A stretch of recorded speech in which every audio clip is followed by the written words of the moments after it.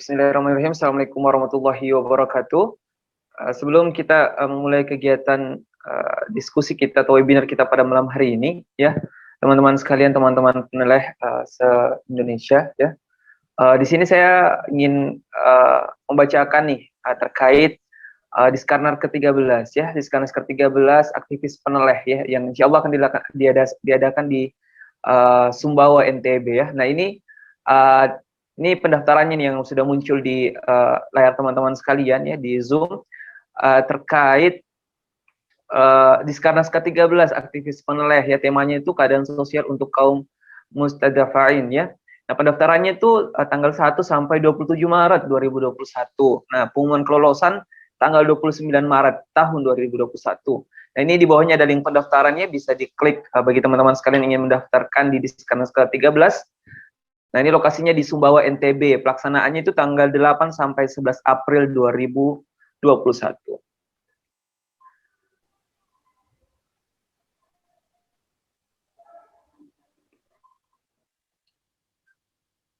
Nah, baik teman-teman sekalian, kayaknya pemateri kita udah ada di Zoom, ya, Pak Aji.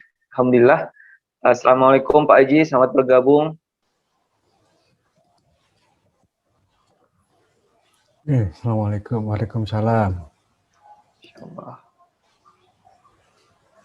Sehat semuanya ya. Alhamdulillah sehat Pak Aji.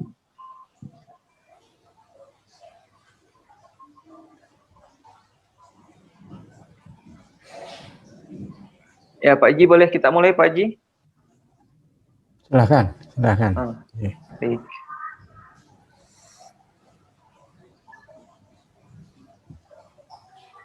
Bismillahirrahmanirrahim. Assalamualaikum warahmatullahi wabarakatuh. Selamat malam, salam sejahtera bagi kita semua.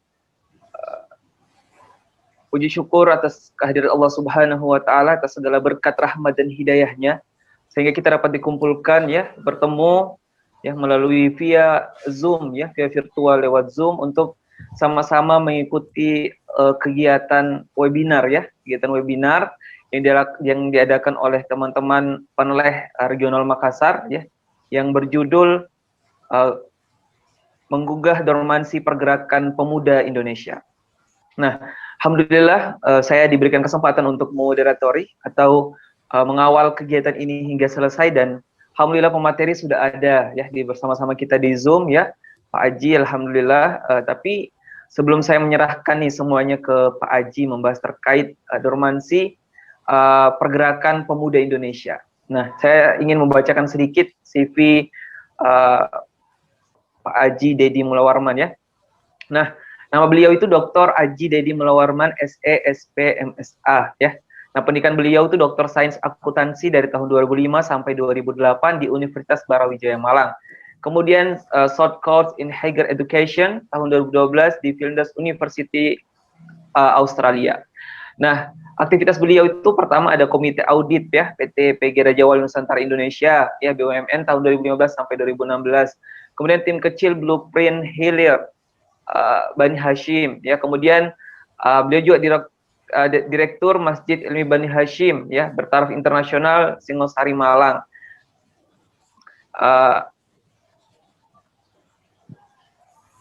Saya ingin bacakan prestasi nih untuk jadi prestasi Pak Aji, ya, untuk sebagai motivasi bagi teman-teman sekalian. Prestasi akademik itu beliau wisudawan terbaik jenjang S2, ya, Universitas Brawijaya 2005 dengan kumulat IPK 3,91. Kemudian wisudawan terbaik jenjang S3 di Universitas Brawijaya 2008, kumulat IPK 4,0. Nah, beliau juga dosen pembimbing skripsi terbaik Fakultas 2012 dan dosen terbaik Universitas Brawijaya tahun 2012. Ya, mungkin sekian, ya, CV dari Pak Dr. Aji Dedi Mulawarman. Selanjutnya, saya ingin bahas sedikit nih terkait dormansi pergerakan pemuda Indonesia. Nah, teman-teman sekalian,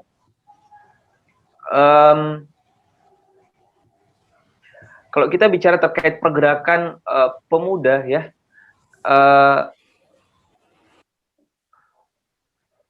kalau kita bicara terkait pemuda itu dalam sejarah perkembangan kemerdekaan Republik Indonesia itu pemuda adalah tonggak utama perjuangan dalam meneruskan cita-cita ya kemerdekaan. Nah, yang dimana para pendahulu kita tuh udah mewujudkan untuk berdirinya negara Republik Indonesia ya. Nah, sekarang kemerdekaan itu udah mau 75 tahun ya, 75 tahun kemerdekaan Republik Indonesia. Nah, tapi kalau kita ngomong ya, sejarah pergerakan pemuda itu sebenarnya udah ada pada tahun 1908 ya, di mana diberikan oleh yang namanya pergerakan Budi Utomo ya, yang diberikan oleh ini ya Bapak Wahidin Sudarsono. Nah, tapi berjalannya waktu ya, kita bicara dormansi berarti ada berhenti atau ada mati suri lah begitu pergerakan pemuda di Indonesia. Nah, ini kita mau menggugah nih bagaimana dormansi pergerakan pemuda di Indonesia. Nah, baik teman-teman sekalian, nah itu sedikit ya terkait bagaimana pergerakan pemuda di Indonesia itu kalau kita bicara pemuda. Dan menurut penelitian bahwasanya di tahun 2030 sampai 2040 itu kita akan mendapatkan bonus demografi ya, di mana itu di tahun itu akan diisi oleh usia-usia produktif, di mana di atas di usia produktif antara 15 sampai 40 tahun. Nah, itu adalah bonus demografi yang nanti Indonesia akan miliki di tahun 2030 hingga 2040. Ya. Dan kali ini kita akan membahas bagaimana kita menggugah dormansi atau bagaimana mati surinya pergerakan pemuda Indonesia sekarang. Ya, nanti insya Allah sudah ada Pak Aji, ya insya Allah sama-sama akan memfasilitasi kita semua terkait bagaimana pergerakan pemuda Indonesia sekarang. Ya, untuk mengefisienkan waktu langsung saja kepada Pak Dr. Aji Dedi Mulawarman, dengan hormat saya persilahkan untuk berbagi terkait bagaimana pergerakan pemuda Indonesia. Silakan Pak Aji. Bismillahirrahmanirrahim. Assalamualaikum warahmatullahi wabarakatuh. Alhamdulillah. Alhamdulillahirabbil alamin. Asyhadu an la ilaha illallah, asyhadu anna Muhammadan abduhu wa rasuluh. Amma ba'du. Mas moderator, Mas Khairul Hasan Selan, gitu ya. Ya. Terima kasih. Ini kita akan bicara. Saya ini kalau pakai standar umur UNESCO, saya masih pemuda, karena pemuda itu sampai umur 60 tahun. Kalau pakai standar usia dewasa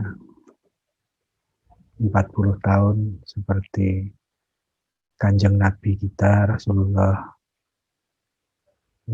Muhammad Sallallahu Alaihi Wasallam, 40 tahun itu adalah usia yang sudah relatif tua, gitu ya. Tapi nggak apa-apa lah.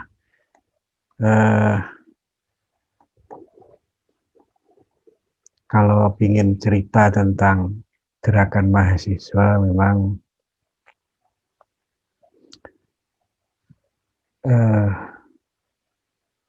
hampir di setiap episode sejarah, gitu ya, episode sejarah memang tidak harus banyak pemuda yang menggerakkan. Kita tahu 1905 ketika Sarekat Dagang Islam mulai muncul pertama kali sebagai organisasi tertua di Indonesia. Kemudian Sarekat Dagang Islam itu berubah menjadi Sarekat Islam. Bergabung di sana banyak anak muda.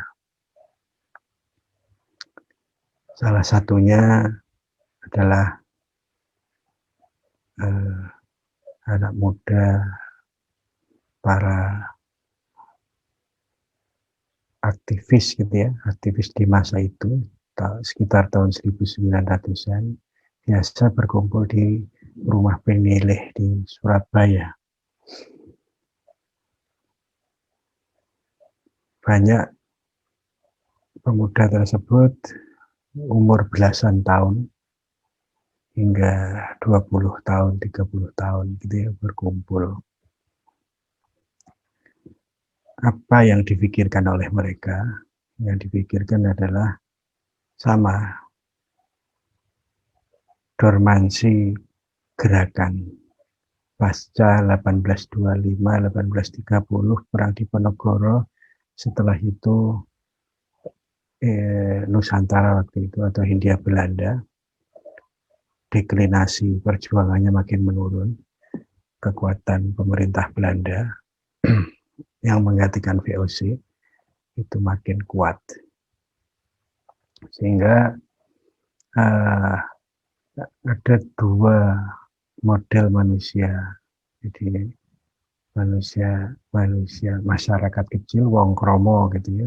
Kemudian yang kedua ampenar, jadi para pejabat-pejabat di bawah Belanda yang rata-rata adalah mantan-mantan sultan dan keluarga-keluarga kerajaan gitu.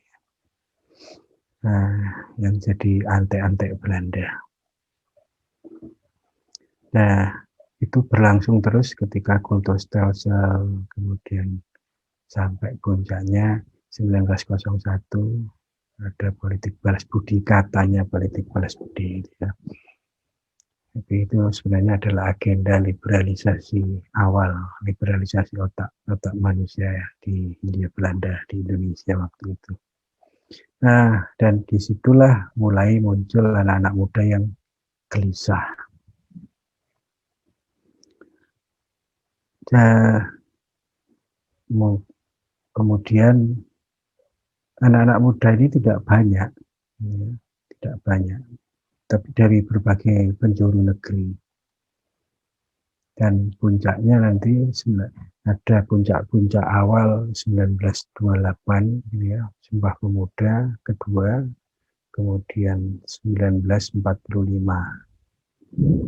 Nah, 1945 itu bahkan Soekarno yang sudah relatif tua, sudah umur 40-an, yang juga merupakan murid dari Haji Umar Said Tjokroaminoto, di mana rumah Peneleh berada waktu itu.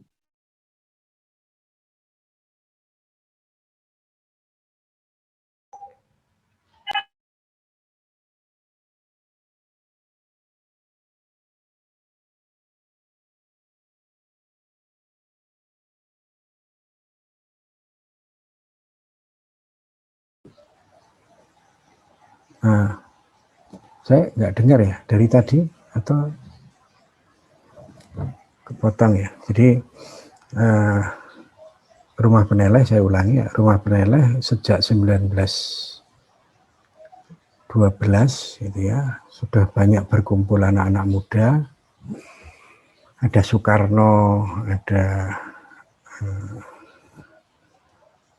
Abi Kusno gitu ya, ada Hamka, ada dan golongan-golongan menengah gitu ya, ada guru-guru anak muda itu, terutama guru bangsa kita itu Haji Umar Said Tjokroaminoto yang merupakan gurunya Pak Karno juga, gurunya Kartosuwiryo, gurunya Hamka, gurunya banyak pejuang dan kawan dari Yai Ahmad Dahlan, kawan dari Yai Hasyim Asy'ari, itu berkumpul di rumah Peneleh. Nah, kemudian 1912 ini anak-anak muda bergerak sampai tahun 1928. Muncullah Sumpah Pemuda. Sumpah Pemuda muncullah 1945, proklamasi. Itu pun Soekarno harus didorong juga oleh anak-anak muda untuk memproklamirkan.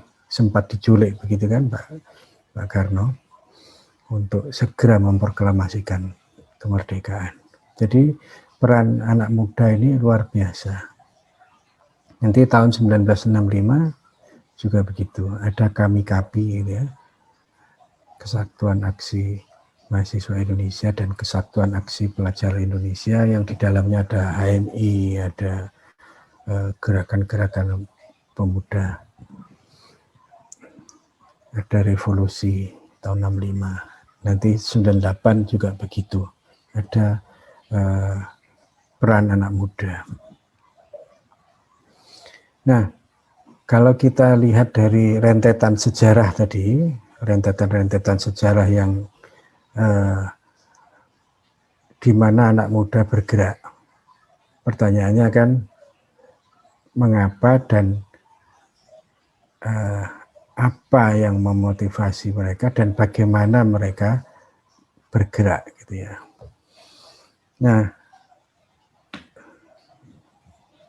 kalau sekarang gitu ya, apakah sama motivasi anak muda bergerak? Sebelum kita lihat lagi nanti motivasi masa lalu, sekarang kita masuk di ruang kita. Ada gerakan-gerakan mahasiswa banyak sekarang itu ya, bermacam-macam. Ada HMI, HMI-nya aja ada bisa jadi 2, bisa jadi 3 gitu kan ya, tergantung melihat perspektifnya kan gitu ya. Ada yang HMI yang lagi kongresnya ribut misalnya gitu ya. Ada PMII, ada IMM, ada kami, ada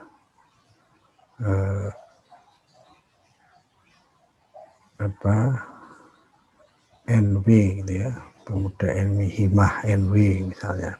Kemudian ada GMNI, ada GMKI, sampai ada bikin kelompok-kelompok sendiri, ada kelompok Cipayung yang bukan kelompok Cipayung misalnya kan.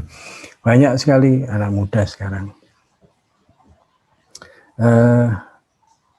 Kan pertanyaan, loh kan mereka bergerak gitu ya. Ya, bergerak memang. Pertanyaannya, bergerak karena apa?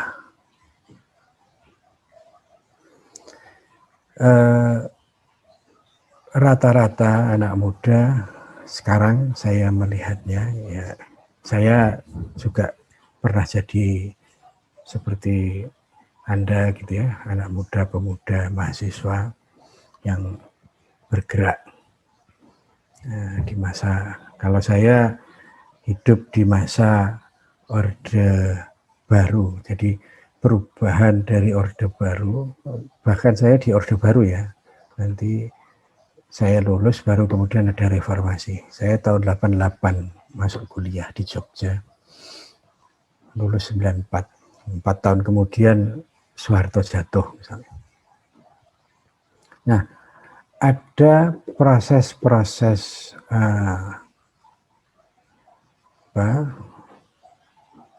kalau dibagi dua, okay.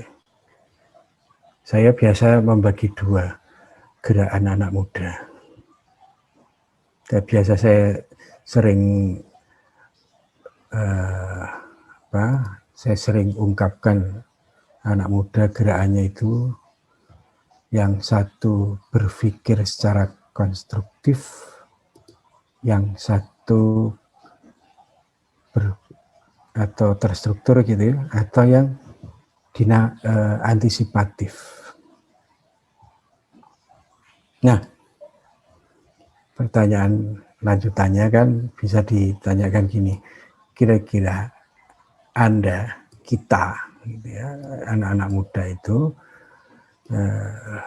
Anda sekarang berada pada posisi yang mana, gitu ya. Ya, memang kita semua bergerak, kita ingin melakukan perubahan Indonesia menjadi yang lebih baik. Bahwa Indonesia punya potensi ke depan, kita akan menjadi negara yang besar. Itu kan candu. Ya. Candu yang diberikan kepada anak muda sekarang bahwa Indonesia adalah negeri gemah ripah loh Jinawi yang masa depannya sangat cerah. Dan anak muda tadi juga dikatakan, misalnya kita punya bonus demografi tahun 2030 itu kalau pakai hasil riset dari MGI gitu ya, McKinsey itu tahun 2012 mengeluarkan hasil risetnya, peringkat 16 dunia gitu ya. Negara-negara 16 dunia.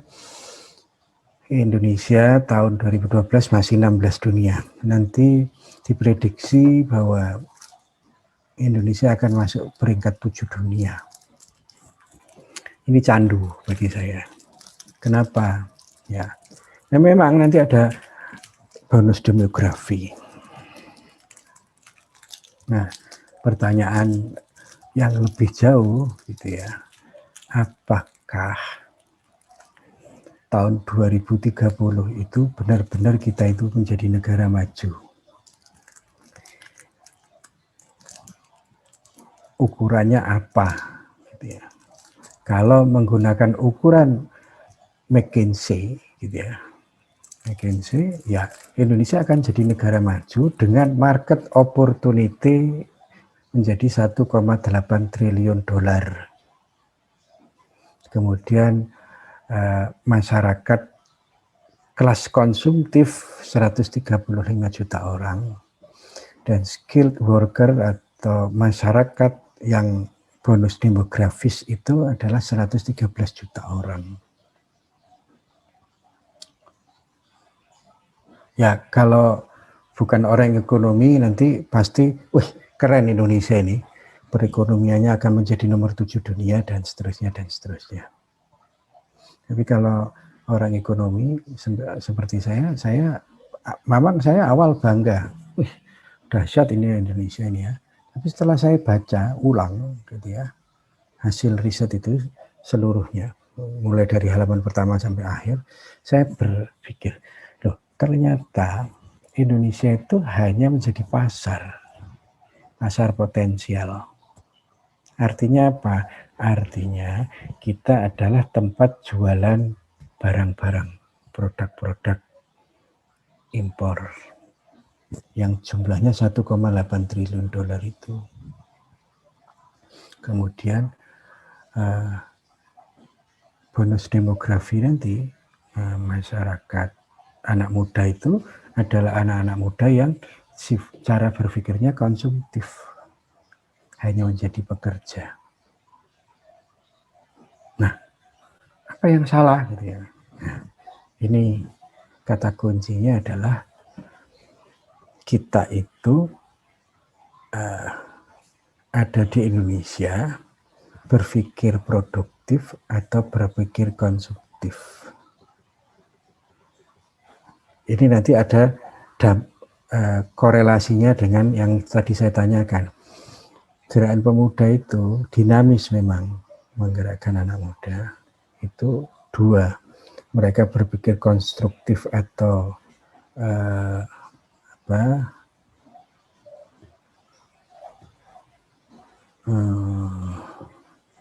saya biasa mengistilahkan itu terstruktur berpikirnya, konstruktif, terstruktur atau antisipatif. Antisipatif itu apa? Ya dunia apa adanya, dunia sudah jadi, dunia sudah sains dan teknologi itu sudah ada. Kita hanya kalau ini kan cara berpikir antisipatif. Antisipatif itu begini. Ketika ada pandemi, kita harus pakai Zoom, ya sudah pakai Zoom saja atau pakai Google Meet. Kenapa kok tidak pakai yang lain? Atau Indonesia kenapa tidak bikin yang lain? Nah, kita selalu saja mengikuti pola sejarah, kita selalu saja mengikuti gerakan sejarah. Kita hanya mengisi gerakan sejarah itu. Pembangunan di Indonesia juga begitu, hanya mengikuti pola pergerakan itu. Ini artinya antisipatif. Antisipatif itu ya pasti nanti karena hanya mengikuti pola sejarah, hanya mengikuti perkembangan sains dan teknologi, dan kita hanya menjadi berpikir, kalau dalam tradisi saintifik itu namanya cara berpikir positivistik. Apa itu? Hanya to explain and to predict. Dan bersifat pragmatik.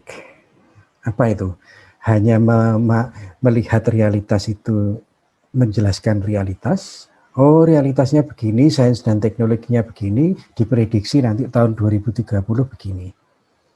Maka saya positioning saya begini, saya berpikir pragmatis, saya akan lulus S1, habis itu saya bekerja, nanti kalau saya gabung sama organisasi mulai dari komisariat, cabang sampai DPP gitu ya, atau PB, habis itu nanti masuk KNPI, habis masuk KNPI, masuk jadi anggota DPRD, habis jadi anggota DPRD, jadi bupati atau wali kota, jadi gubernur, jadi menteri, kalau untung-untung bisa jadi presiden. Tapi cara berpikirnya sama.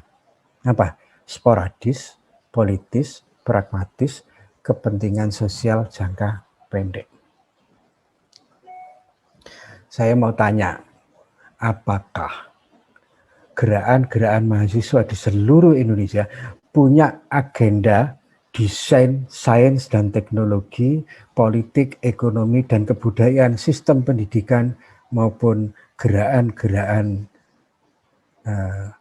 yang bersifat proyektif, preskriptif, 100 tahun. Saya mau tanya, kira-kira PB itu, PB kami, apa pengurus pusat, apa-apa, IMM, kami, IMM, dan seterusnya itu, punya nggak agenda 100 tahun merubah negeri? Yang ada pasti tadi ikut cara berpikir McKinsey. Soalnya apa? Ya mereka cuma 2 tahunan atau 4 tahunan atau 3 tahunan, habis itu kongres, habis itu ribut, habis itu cari link kanda-kandanya, gitu ya. Kanda proposal mau kongres gitu kan. Nah, dapat dana, nanti habis itu lempar-lempar kursi, alhamdulillah jadi punya posisi. Kan gitu aja. Nanti programnya ya cuma 2 tahun, 3 tahun. Pernah nggak kita berpikir program kita itu program 1000 tahun? Apakah kita pernah berpikir, pernah membaca agenda 2045? Ada itu agenda 2045, atau nggak usah 2045 lah, buku Homo Deus. Sekarang itu di Jakarta itu lagi ribut, sukanya membaca Homo Deus. Wah, Yuval Noah Harari itu cerdas ya, bahwa nanti kita ini akan jadi Homo Deus, jadi manusia-manusia Tuhan. Oh, kalau gitu kita harus S2 nanti di Jepang, S3 nanti di Korea gitu ya. Kita harus masuk ke masuk menjadi bagian dari sains dan teknologi masa depan yang sifatnya bioteknologi gitu ya. Maka kita harus ke Jepang. Dan seterusnya, dan ya itu tadi yang saya sebut, sporadis, politis, pragmatis, kepentingan sosial jangka pendek.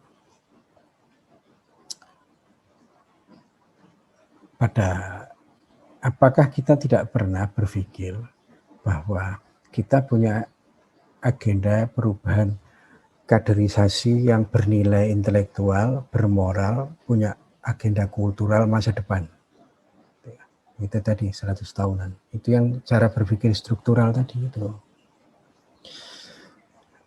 Pertanyaan mendasarnya itu 1945 itu Soekarno bisa jadi presiden itu apakah memang kemudian cuman karena perang dunia kedua kemudian Jepang kalah kemudian kita bisa proklamasi? Oh, enggak begitu. Soekarno bisa proklamasi tahun 1945 karena sebelumnya 29 tahun sebelumnya tahun 1916 sudah terjadi yang namanya proklamasi pertama yang dilakukan oleh bapak ideologisnya yang namanya Haji Umar Said Cokroaminoto, dan ini nggak pernah diomongkan. Di Bandung pernah ada proklamasi, ada Yai Wahab Hasbullah, ada Yai Ahmad Dahlan, ada Pak Cokro dan seluruh tokoh-tokoh Indonesia. Waktu itu Perang Dunia Pertama. Bilang yang namanya Zelfbestur, pemerintahan sendiri. Tapi nggak cukup itu. 1916, 1912, 1905, ini proses perkaderan tokoh-tokoh muda dimulai. Dan 1916 adalah agenda untuk merdeka. Pak Cokro sudah bilang 29 tahun yang akan datang kita akan merdeka. Apa yang harus dilakukan oleh Pak Cokro? Melakukan perkaderan dan mendesain negeri ini. Tapi Pak Cokro sudah tahu Pak Cokro nggak akan pernah jadi presidennya, kan gitu loh. Siapa yang jadi presiden? Ya, muridnya. Apakah ada anak muda yang sekarang ikhlas? Nggak apa-apa, saya tak jadi guru-guru saja, nanti biarkan murid-muridku yang akan jadi presidennya. Saya kok nggak yakin ya, gitu. Pasti semua punya keinginan untuk jadi presiden, itu bahaya. Ya. Kan nggak mungkin di gerakan mahasiswa itu, mesti aja kalau sekarang cara berpikirnya selalu demokratis. Ya. Siapa yang punya kekuasaan, siapa yang punya jaringan komisariat, cabang dan lain-lain, wilayah dan mana-mana, maka dia yang berhak. Apalagi kalau dia punya dana dan punya koneksi dengan alumninya, kanda-kandanya itu. Pasti dia yang akan jadi ketua PB-nya dan lain-lain. Dengan jadi ketua PB, maka dia akan punya proyeksi jadi anggota DPR RI. Begitu aja. Itu yang namanya orientasi vertikal yang sangat absurd, pragmatis. So, jadi ada perbedaan cara berpikir tahun 45, tahun 1916 itu yang berpikir terstruktur, agendanya dia, dengan cara berpikir tahun 65. Tahun 65 Pak, memang kita revolusi, anak muda turun jalan, tapi apakah memang tahun 65 itu terstruktur? Oh enggak. Tahun 65 itu antisipatif. Karena PKI berontak, kita anak muda turun. 98, reformasi, hidup reformasi, turunkan Soeharto, turunkan, hancurkan Orde Baru. Begitu sudah turun Soeharto, ya, nggak punya agenda kita. Bahkan dengan tahun 98 kita reformasi, kita makin hancur, kita makin liberal, pendidikannya makin liberal, ekonominya makin liberal, politiknya liberal, hukumnya liberal, semua liberal. Dan kita bahagia aja dengan liberalisasi yang kayak gini. Jadi sebenarnya yang Islam liberal itu siapa, saya nggak ngerti. Jangan menuduh orang Islam liberal kalau kita hidup di tengah dunia-dunia liberal itu. Nah, saya kira kita harus punya, gitu ya, kita harus punya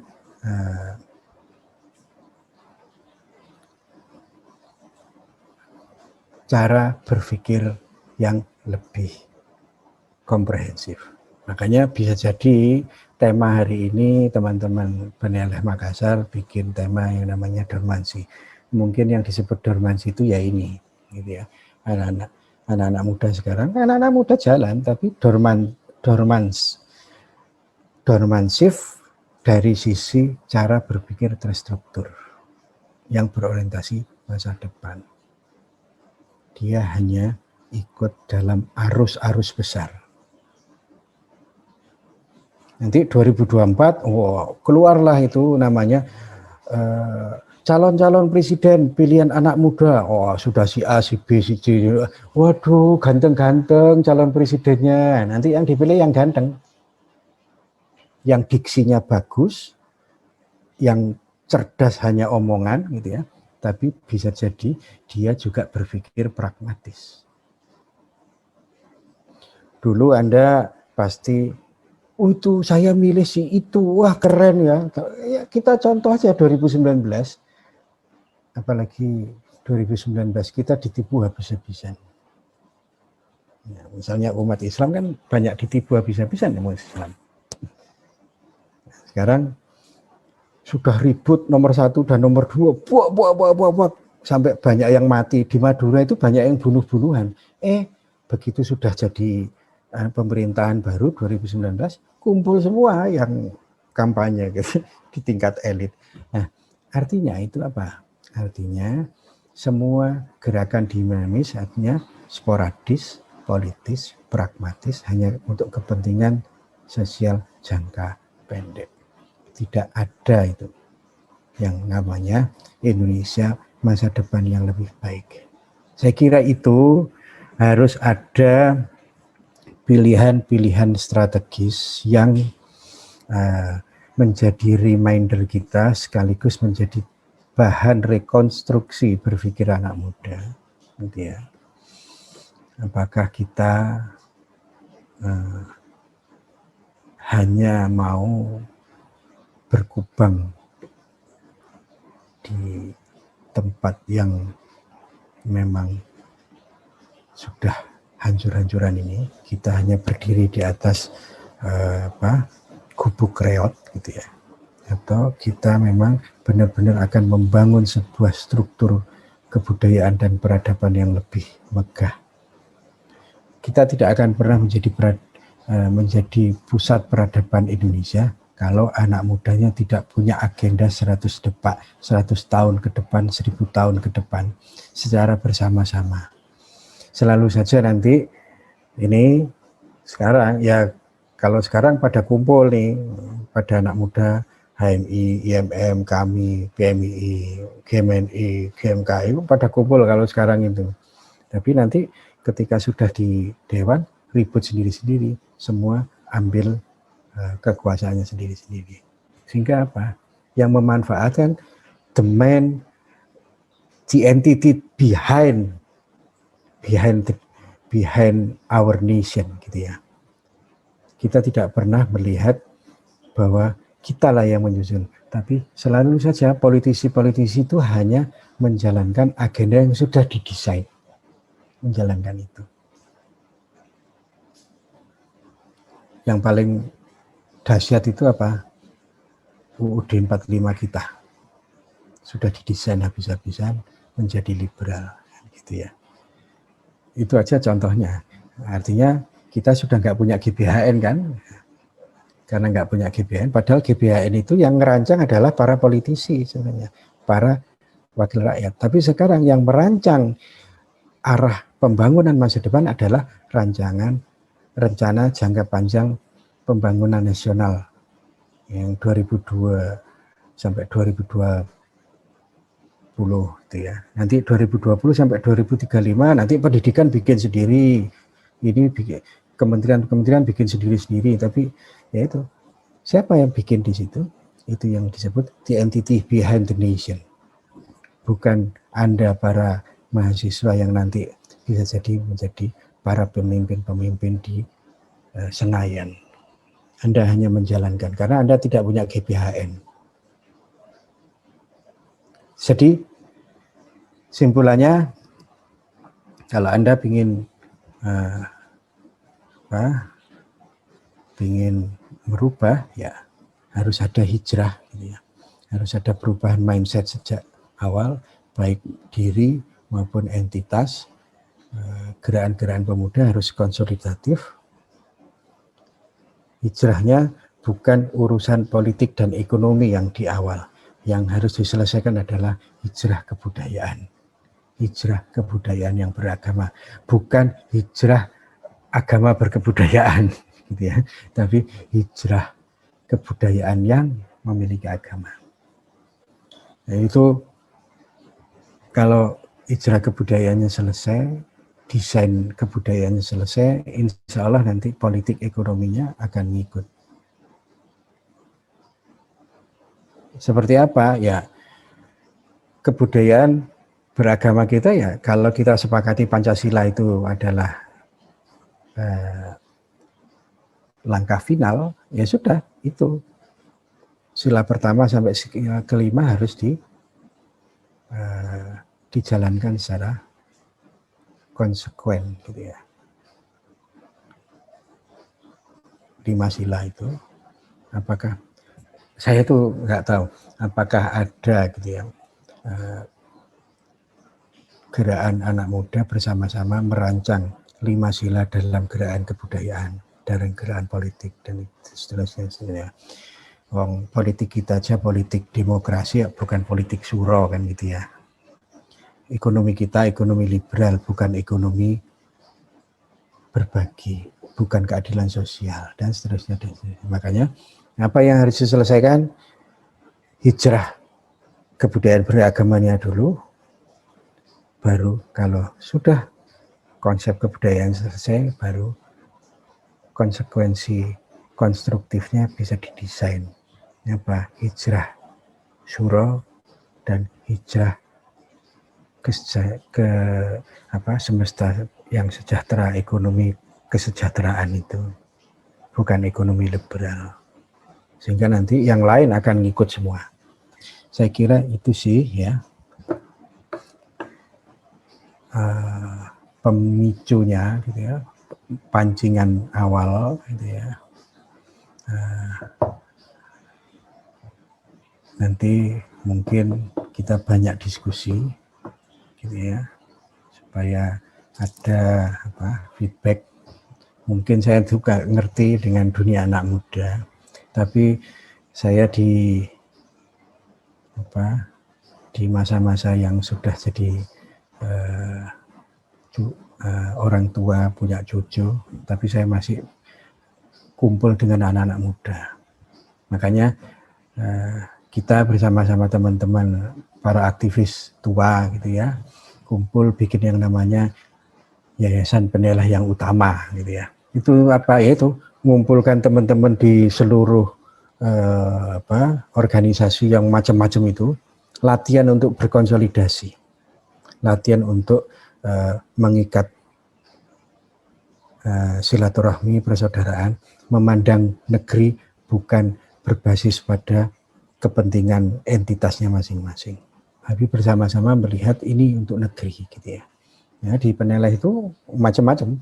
Ada yang dari kami, ada yang HMI, dari IMM, dari PMI, GMI, bahkan gerakan macam-macam. Yang anti omek aja ada. Ya, yang anti omek.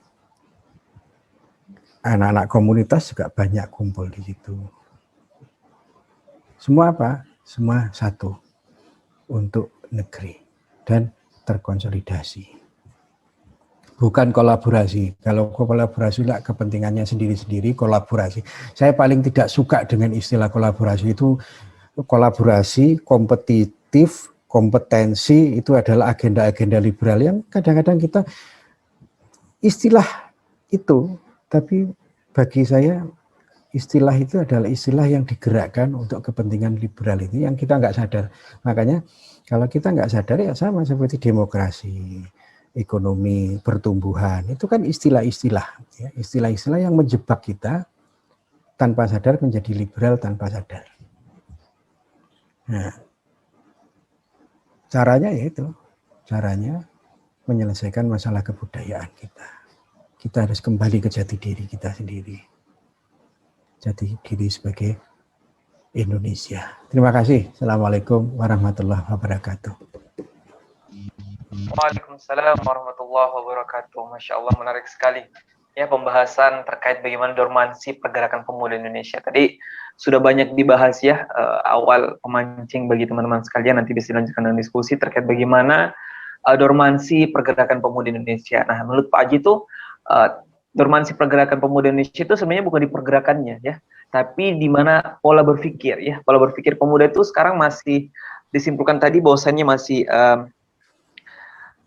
sporidis ya, politis, kemudian pragmatis, dan politik ekonomi atau ekonomi kerakyatan yang masih jangka pendek. Nah, teman-teman sekalian, untuk bagaimana kita bisa lebih aktif dalam diskusi kali ini, saya langsung saja membuka sesi sharing ya, sesi tanya jawab, ataupun ada yang ingin berpendapat tidak sepakat dengan apa yang disampaikan oleh Pak Haji ya, terkait bagaimana gak gini pemuda nggak berpikir seperti itu sebenarnya, tapi begini. Nah, itu boleh dikomunikasikan ya, kita saling sharing ya, kita saling diskusi ya, karena setiap kita memiliki pendapat masing-masing ataupun sumber masing-masing yang berbeda-beda, tapi kita satukan preferensi nantinya insya Allah. Baik, langsung saja saya berikan kesempatan kepada seluruh teman-teman yang masih berada di Zoom untuk memberikan pertanyaan, saran, masukan maupun pendapat, argumen kepada kita semua atau kepada Pak Haji pastinya. Sekian, silakan teman-teman, saya berikan kesempatan untuk bertanya. Boleh langsung diaktifkan mikrofonnya.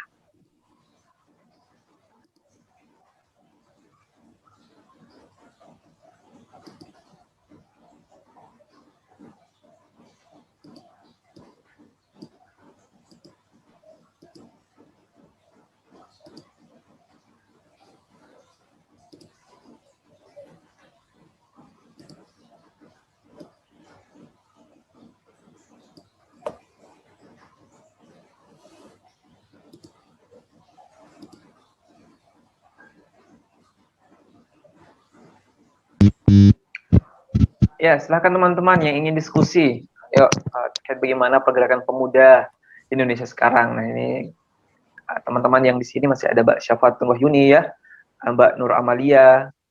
Nah, ini silahkan ya. Yang teman-teman lainnya juga yang sementara masih ada di Zoom, kurang lebih ada 92 orang ya. Saya dengan Pak Haji 94 ya.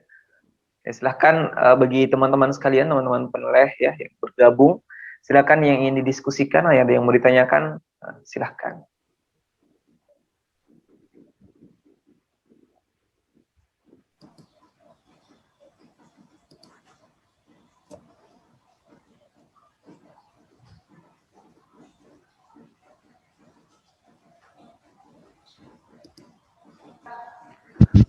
Mas Nasruddin, ada yang mau ditanyakan, silahkan.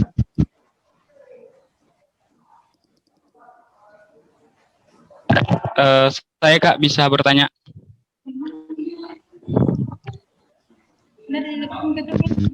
Ya.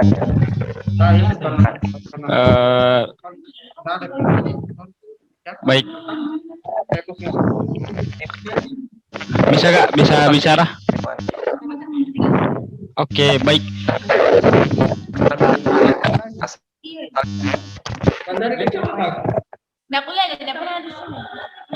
Baik Kak, perkenalkan nama saya Nasruddin dari Universitas Muhammadiyah Makassar, Fakultas Ekonomi dan Bisnis. Jadi mengenai bincang kebangsaan kita pada hari ini, yaitu gerakan pemuda ya di Indonesia, bagaimana kemudian gerakan-gerakan yang pendahulunya kita ini ya bisa dikatakan itu sulit untuk kita lakukan kembali, karena melihat beberapa kemudian beberapa tahun ke belakang ini ya itu pemuda atau mahasiswa pada khususnya itu sangat sulit ya kayak didengar oleh sang penguasa atau pemerintah begitu. Jadi apa yang salah sebenarnya di sini? Apakah pemuda itu yang susah? Pemuda ini yang tidak lagi mempunyai wewenang ya, tidak lagi didengar oleh pemerintah, atau memang pemuda saat ini kita bisa dikatakan apa ya, lemah dari pemuda-pemuda sebelumnya. Jadi apa yang salah sebenarnya di sini? Maksudnya cara berpikirnya pemuda itu sendiri, ataukah pemerintah itu sendiri yang tidak lagi mengindahkan yang namanya demokrasi itu sendiri. Mungkin itu Kak, mungkin kepada Kakanda, mungkin itu sedikit pertanyaan saya. Mungkin juga menjadi keresahan saya sebagai mahasiswa, ya bagaimana, mungkin itu Kak. Sinyal.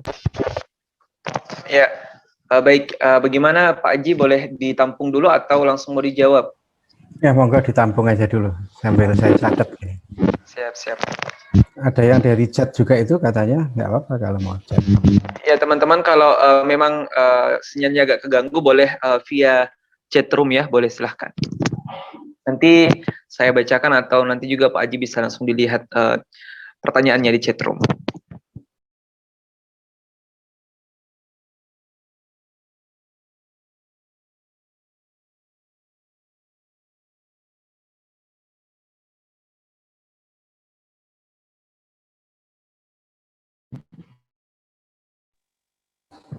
Ya, silakan teman-teman yang ingin mengajukan pertanyaan, saran maupun pendapat, ya silakan yang agak gangguan di jaringannya boleh via chat room, atau dan juga yang bagus jaringannya ya boleh langsung open mic, langsung bertanya ya, silahkan.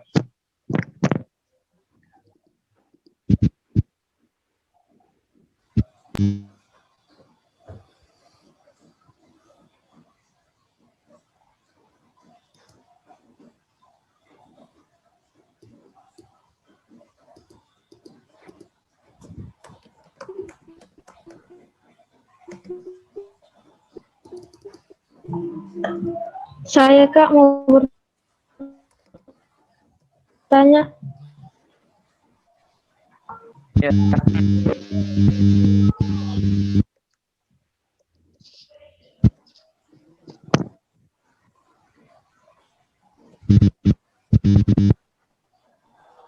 silakan yang mengajukan pertanyaannya.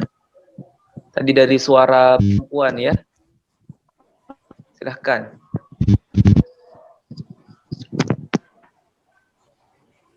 Iya, Kak.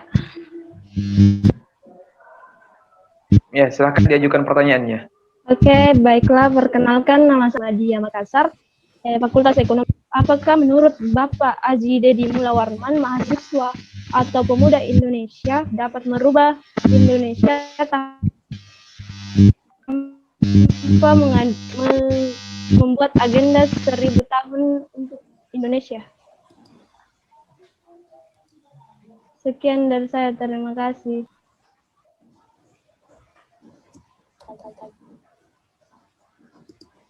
Mbak siapa tadi itu ya? Mbak Nur Amalia Pratiwi. Mbak Nur Amalia. Nur Amalia ya. Oke. Ya. Baik, mungkin ada sudah kurang lebih 4 pertanyaan mungkin untuk sesi awal ini. Mungkin 4 pertanyaan dulu Pak Haji. Ada 2 open mic dan ada 2 via chatroom. Ya mungkin yang chatroom saya bacakan Pak Haji atau sudah kita baca Pak Haji? Sudah saya bisa kok, nggak apa-apa. Atau perlu saya bacakan ya Pak Haji? Boleh. Baik Pak Haji, langsung saja saya berikan kesempatan kepada Pak Haji untuk menjawab setiap pertanyaan dari teman-teman. Kurang lebih ada 4 pertanyaan. Silahkan Pak Haji. Terima kasih. Iya, sama-sama. Jadi ini tadi Mas Nasruddin gitu ya. Gimana? Apakah memang pemuda sudah melemah gitu ya, atau kenapa kok tidak bisa didengar penguasa? Bisa jadi, gitu ya. Bisa jadi kita itu tadi yang saya sebut, satu, kita tidak punya agenda yang bisa dianggap sebagai agenda yang strategis merubah gitu ya.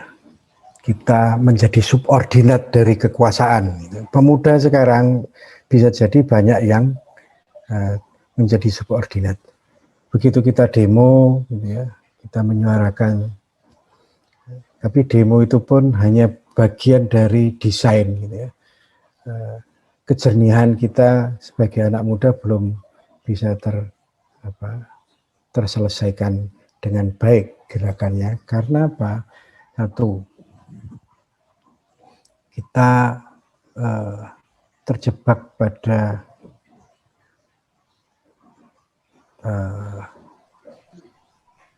agenda pragmatis kita sendiri. Kita punya kepentingan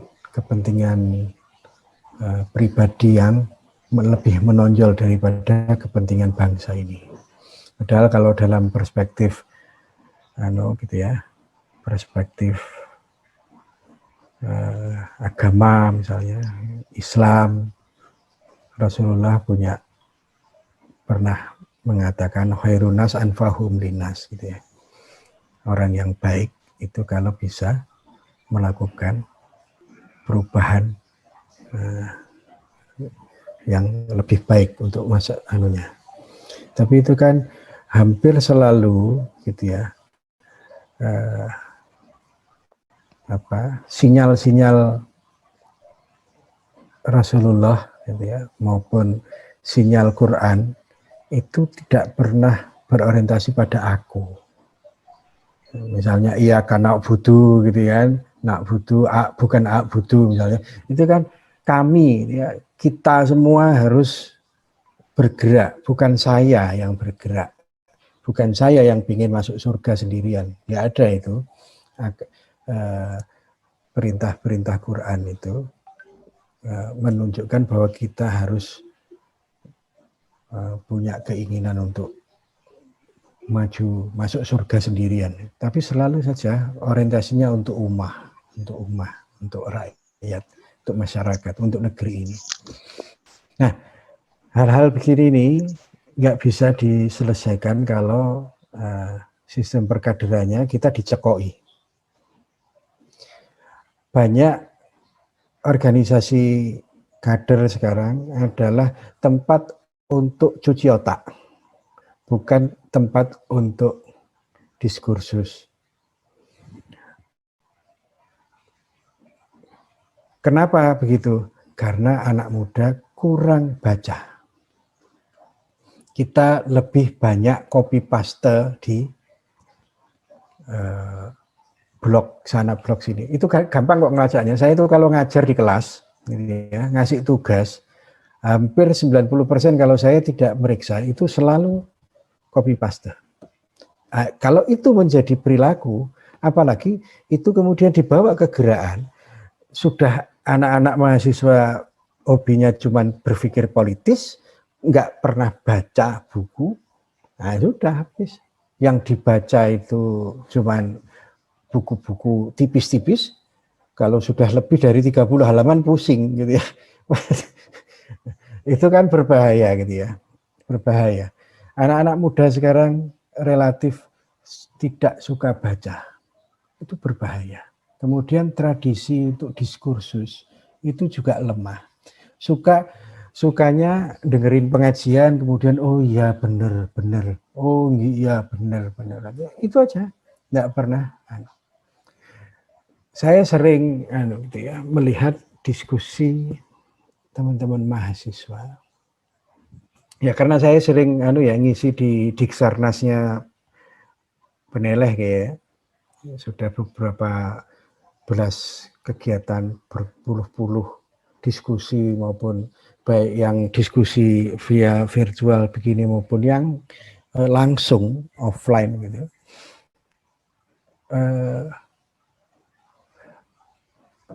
Saya bisa kok mendeteksi gitu ya, siapa yang ketika berdiskusi atau bertanya itu bacaannya kurang. Gitu ya. Dan itu mayoritas mahasiswa, pemuda sekarang ada sangat kurang baca. Dan itu berbahaya, benar. Yang dibaca cuma textbook, buku-buku kuliah apalagi.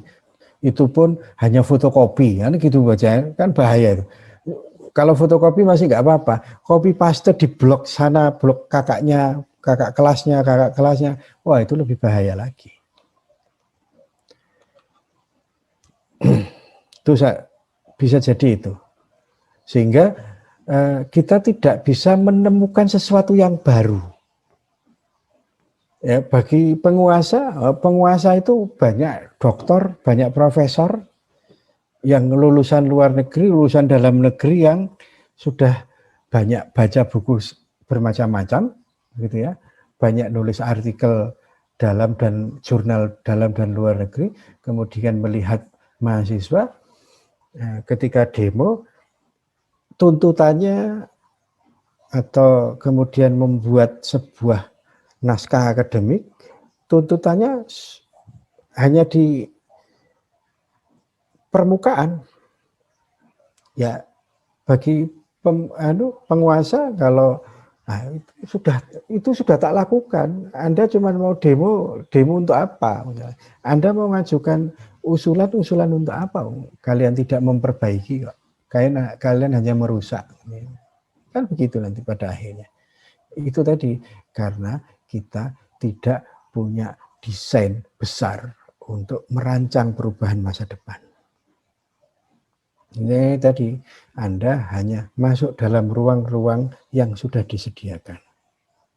Kalaupun demo ya,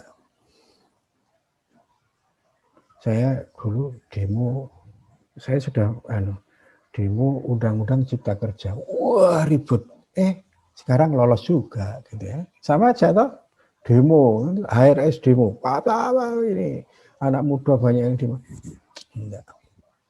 Bahkan sampai disindir di grup-grup WA itu, anak-anak muda sekarang itu demonya kalah sama emak-emak, kan nggak lucu itu. Artinya kan sindiran yang sangat drastis. Itu. Jadi kata kuncinya adalah diskursus dan literasi. Tapi nggak cukup itu. Apa? Kesadaran bahwa kita ingin memperbaiki negeri ini dari lubuk hati terdalam, bukan kepentingan. Kalau kepentingan demo, demo menggerakkan BEM nasional, BEM SI, atau lah gitu-gitu itu lah pokoknya saya ribut gitu. Nanti begitu ketemu penguasa, pulang-pulang sudah nggak ada lagi suaranya. Nggak tahu mereka dapat uang atau enggak, kan nggak ngerti kan gitu ya. Adalah yang tahu itu. Bisa jadi begitu kan? Ya. Tinggal bisa dibaca nanti itu ya, lihat itu yang sudah pernah ketemu sama pemerintah dan sudah ke istana atau apa atau kemana begitu, ke dewan itu, nanti lihat itu 10 tahun yang akan datang masjid jadi staf ahli ini, staf ahli itu kan sudah dibaca. Artinya ada kepentingan yang terbawa di situ, bukan untuk memperbaiki negeri. Loh, kalau pemerintah itu salah harus diingatkan. Tapi mengingatkan pemerintah kalau Anda tidak punya argumentasi yang baik dan Anda bersih dari hati, sudah Anda hanya diksi. Jangan pernah bermain-main dengan masa depan Indonesia. Mumpuk anak muda itu, yang namanya Soekarno umur 16 tahun itu sudah bukunya itu bacaannya mungkin sebelak kayak di belakang itu loh, belakang saya itu. Dan Pak Karno ketika berdiskusi dengan Pak Cokro nggak main-main. Yang didiskusikan itu yang kalau dalam istilah Barat itu evil is in the detail. Jadi kejahatan itu ada di detail. Kalau Anda tidak pernah tahu detail, karena akan ditipu oleh kejahatan.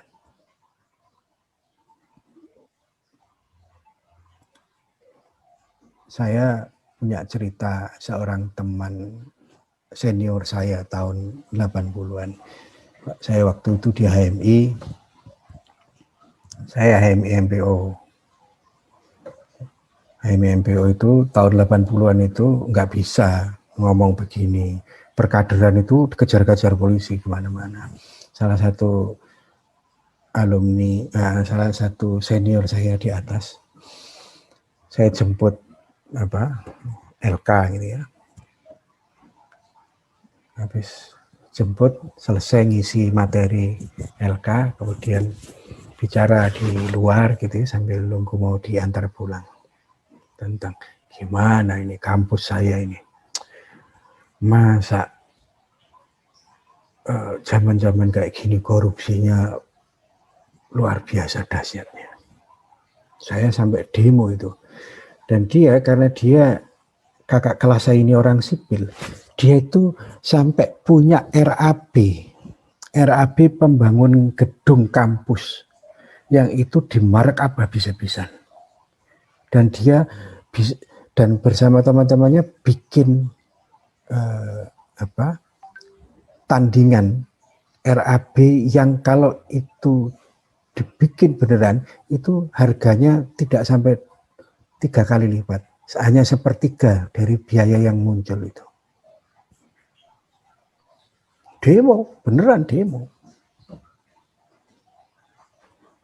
Tapi demo dengan data.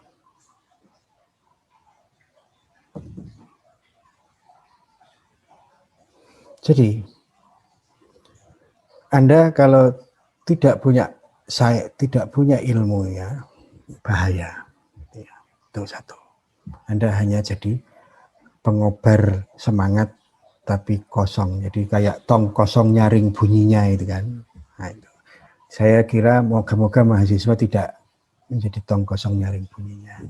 Apakah kita bisa merubah itu? Kita bisa merubah Indonesia kalau kita punya kecerdasan yang luar biasa. Bukan hanya kecerdasan akal, tapi kecerdasan batin.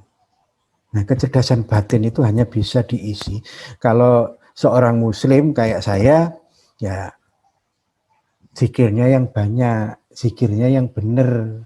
Jangan berdoa, ya Allah, moga-moga akhi, ukhti bisa segera aku nikahi. Itulah doa yang paling tidak mutu itu.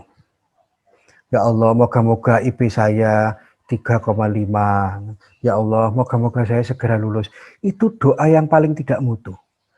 Apakah kita pernah berdoa, ya Allah, semoga negeri ini selalu dilindungi dari mara bahaya. Semoga pemimpin-pemimpin disadarkan dari ketidakadilan, dari korupsi-korupsi itu. Kalau memang para pemimpin itu korup, tunjukkan jalanmu ya Allah. Kalau memang pemimpin ini benar, lindungi dia ya Allah. Apakah pernah kita berdoa untuk itu? Bayangkan kalau seluruh anak muda berdoa untuk itu. Negeri ini akan baik. Bukan hanya gerakan teriak-teriak, bukan hanya bikin tadi itu yang saya sebut, bikin data, bikin desain 100.000 tahun, ya boleh bikin desain 1.000 tahun, tapi zikirmu harus jelas, doamu harus jelas. Tidak cukup zikir dan doa, kalian sholat malam atau tidak, itu masalahnya. Nah, Anda nggak pernah sholat malam, ngopi terus, ngopi di warung. Nanti habis ini sampai jam 1 siang, jam 1 malam, habis itu ketiduran. Lupa, subuh jam 6 pagi. Kan kurang ajar itu. Kata Gusti Allah, ini anak muda katanya mau merubah negeri, sholat malam aja nggak pernah. Zikirnya cuma zikir untuk dirinya. Emang lu siapa, kata Tuhan. Kata malaikat, anak ini nggak pernah diajarin sama gurunya atau orang tuanya apa gitu. Loh iya. Coba toh urutan Al-Fatihah itu aja sudah. Urutannya itu pertama harus mendoakan harus Bismillahirrahmanirrahim kan, dengan nama Allah. Mendoakan Tuhannya dulu. Berkhidmat kepada Allah. Baru kemudian alhamdulillah Birobbil alamin, mendoakan seluruh alam semesta. Ayat ketiga, baru ayat keempat. Bismillahirrahmanirrahim, alhamdulillah, ar-rahmanirrahim, maliki yaumiddin. Baru, iyyaka na'budu wa iyyaka nasta'in. Apa itu? Aku tunduk, aku patuh, baru aku meminta. Oh, Anda belum tunduk, belum patuh kok sudah minta duluan. Itu. Jadi bukan hanya cerdas, bukan hanya kebersihan hati, tapi doamu adalah doa untuk apa? Zikirmu untuk zikir apa? Nah, itu sih.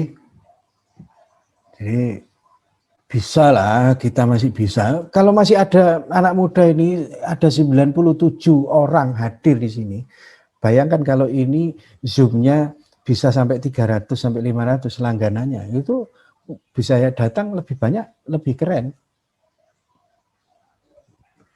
Oke, dan kalau makin banyak yang berzikir, luar biasa dahsyatnya. Perang Badar itu kan tidak ada. Jadi ada Naisbitt mengatakan, sejarawan terkenal itu Naisbitt itu, bukan Naisbitt, kok Naisbitt sih? Sorry, bukan Naisbitt. Saya lupa namanya siapa. Bahwa perubahan itu tidak dilakukan oleh banyak orang. Tini kreatif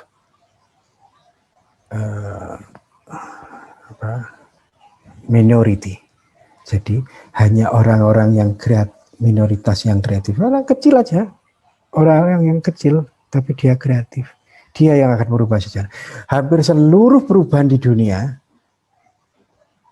itu tidak dilakukan oleh banyak orang, tidak dengan partai yang prosentase jumlah pemilihnya banyak, tidak, tapi orang-orang yang cerdas, tapi solid, dan dia memang ingin melakukan perubahan untuk negerinya dengan baik. Gak usah banyak-banyak. Oke ya, itu. Terus strategi, nah, itu tadi sudah saya jawab. Itu ya. Pertanyaan, era sekarang pasti lebih berbeda ya. Pertanyaan saya, bagaimana cara tercepat? Tidak ada cara tercepat agar aspirasi mahasiswa milenial sekarang ini segera mendapat respon dari pemerintah. Banyak media yang lebih berat ke arah pemerintah itu sendiri. alias banyaknya media yang tidak netral dan lain-lain. Ya kalau Anda pasrah, ya sudah, Anda habis. Perjuangan itu tidak boleh lelah.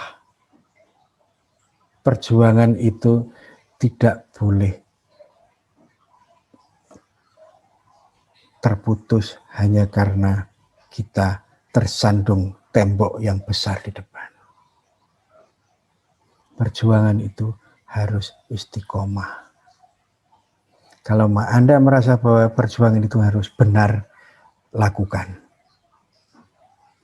Resikonya hanya Allah yang akan tahu. Kan mujahid itu tidak berpikir konsekuensi logis. Nanti kalau saya begini, saya dapat apa? Enggak.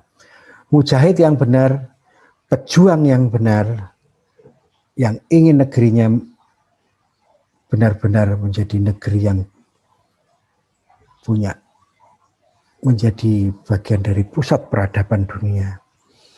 Anda harus ikhlas bahwa Anda berjuang. Itu loh, nggak tahu dia itu agamanya apa. Di mana?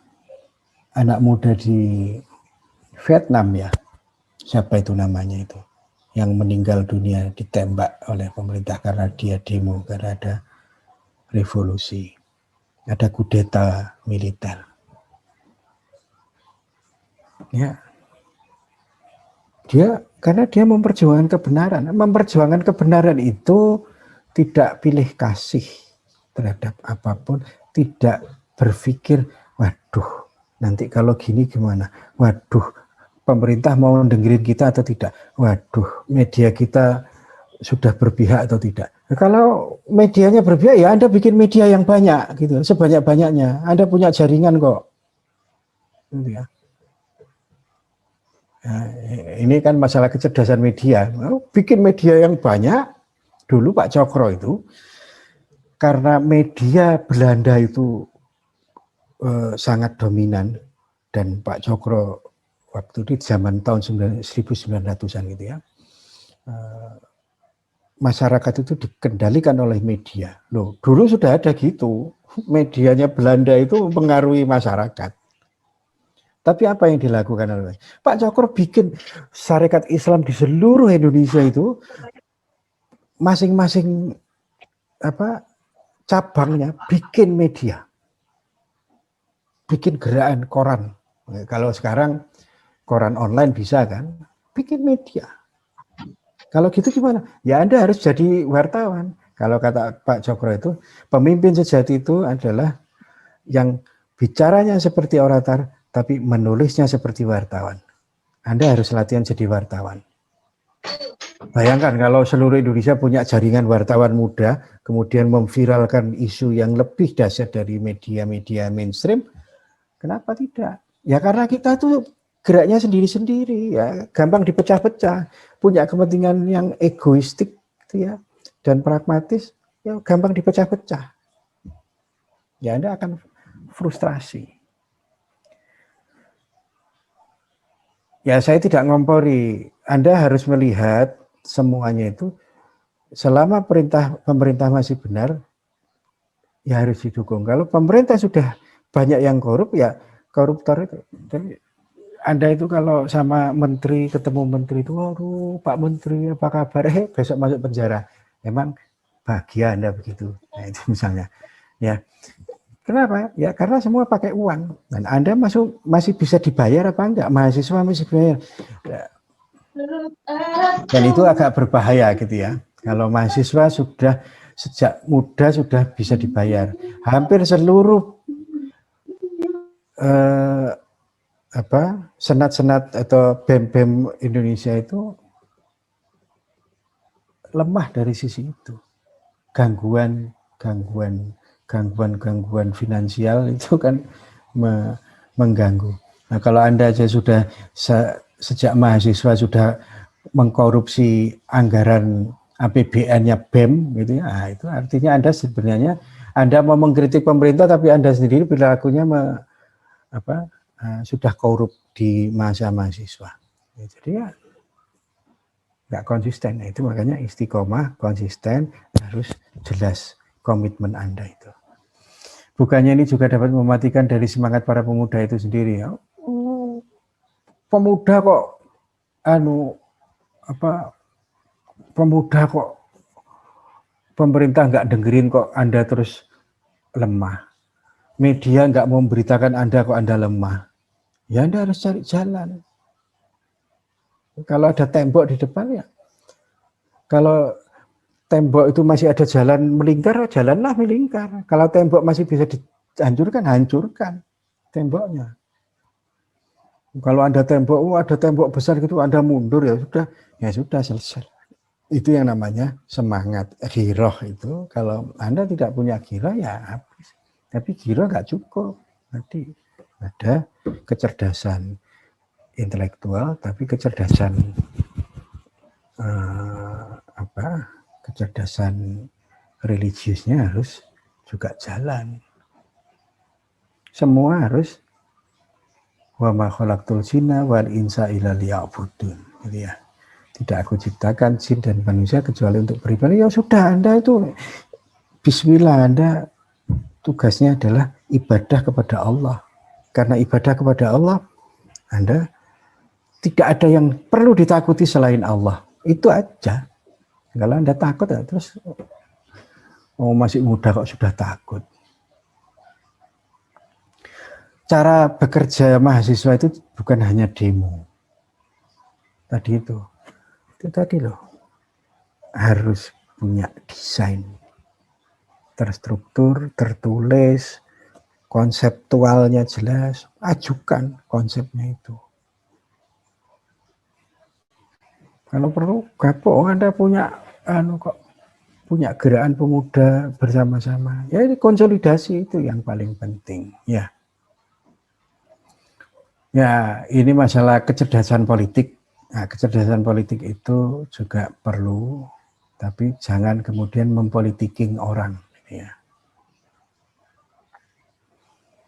Ya benar. Membenahi cara berpikir dan semangat para pemimpin terlebih dahulu sebelum membenahi semangat para pemuda. Nah, kalau pemimpinnya sudah korup, Anda mau dakwai orang pemimpin-pemimpin yang korup yang sudah punya duit sebanyak-banyaknya itu, terus Anda mau, Pak, Anda ini itu salah, gitu. Ya Anda diketawain orang, gitu ya.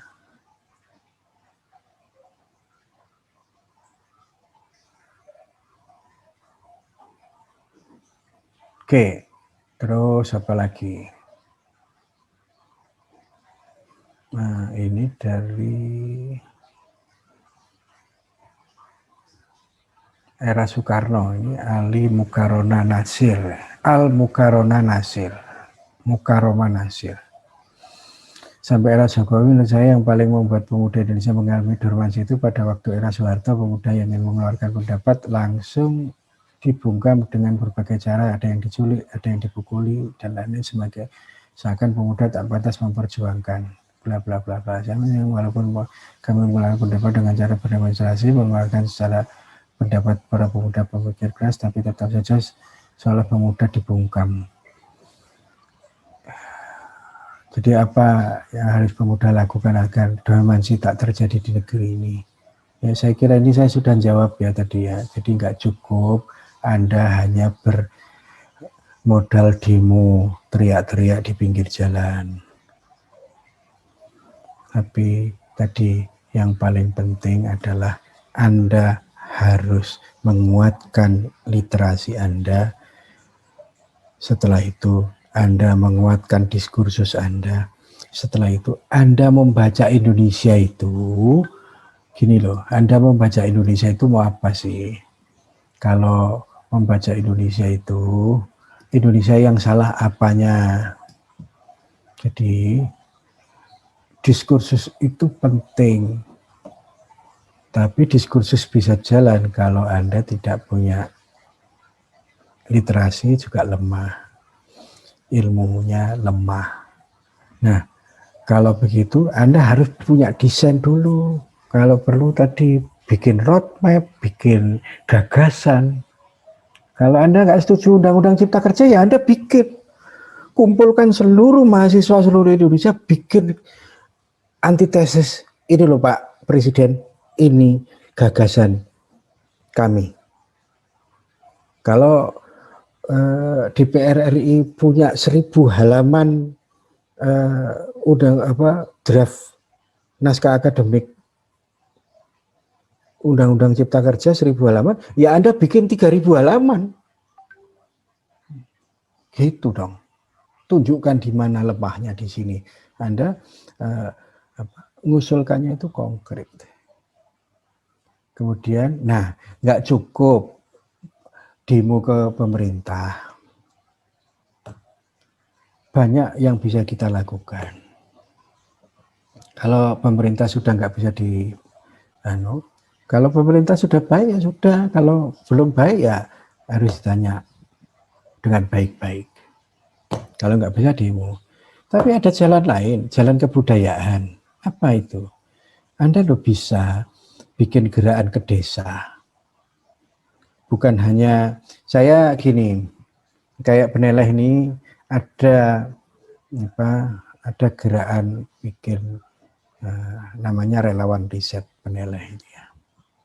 Kita negara mau ribut, udah biar aja negara ribut. Politisi ribut, saling bertarung silahkan. Kita bikin gerakan membangun desa. Kenapa enggak? Desa kita bisa gerakkan, kampung kota bisa kita gerakkan. Untuk apa? Bukan untuk demo. Gerakan desa itu kemandirian desa. Anda punya kecerdasan kok. Kalau pemerintah nggak bisa dengerin Anda, orang desa masih banyak yang bisa dengerin Anda di desa. Kalau ada pemuda mahasiswa datang ke desa itu seneng. Tapi masalahnya mahasiswa datang ke desa itu hanya KKN, tapi ngurusuin desa. Malah nggak ngapa-ngapain. Kenapa nggak Anda bikin program?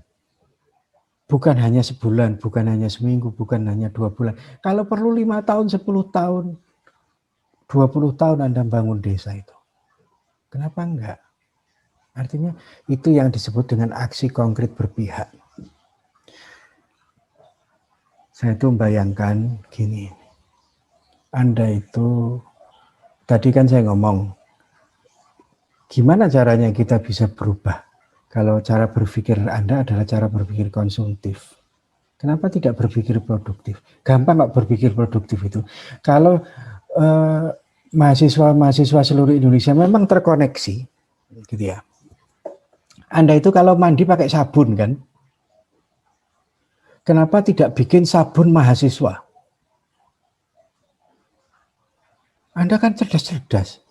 Ada yang fakultas teknik, ada yang fakultas ekonomi, ada yang fakultas teknik industri dan lain-lain. Emang bikin sabun nggak bisa? Kenapa sih kok Anda mesti sabun harus sabun dari Unilever? Simpel kan?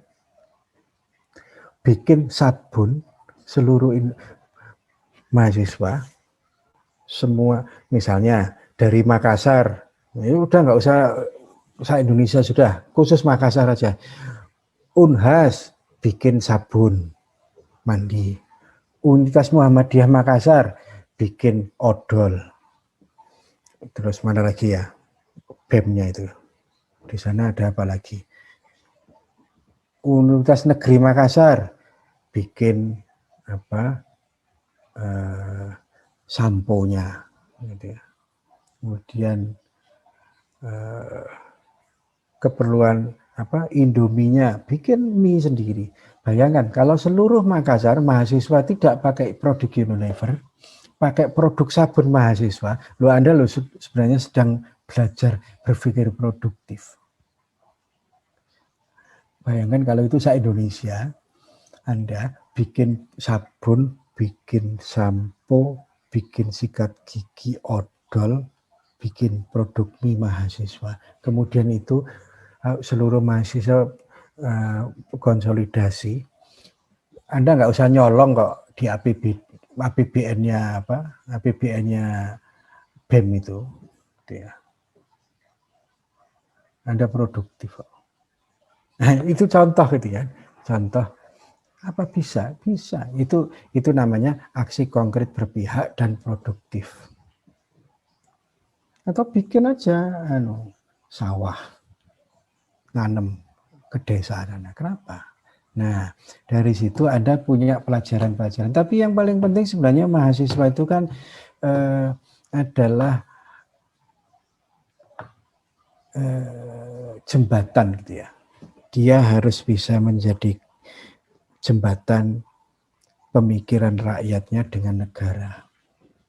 Anda bikin jembatan, menjadi jembatannya. Kalau Anda memang jadi jembatan emas ya, Anda harus punya penyadaran untuk pemerintah, penyadaran untuk masyarakat, penyadaran untuk diri sendiri, penyadaran untuk kampus.